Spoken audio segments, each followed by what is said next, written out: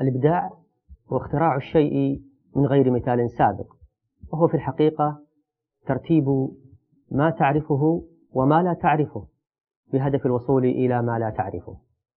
أما الابتكار فهو شيء آخر أخص من الإبداع. الابتكار هو التطوير الخلاق لإنتاج وتوزيع واستخدام المعرفة بطريقة جديدة اقتصادية تتحول إلى منتجات وخدمات ومعلومات تلبي حاجات المستهلك. هناك 3 أنواع من الابتكار. أولا الابتكار النقلة، ثانيا الابتكار التكنولوجي، وثالثا الابتكار العادي.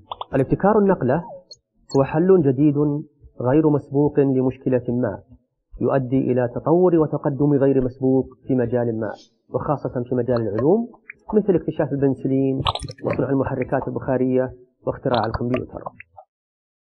ثانيا الابتكار التكنولوجي، فهو مثل التنوع الذي تشهده في الأجهزة الإلكترونية والتكنولوجية التي تدخل في الصناعات المختلفة، لهذا فهو يحدث بشكل أكبر من النوع الأول، ومثالها الكمبيوتر الشخصي وكاميرات التصوير في الهواتف وأجهزة التحاليل الطبية المتقدمة.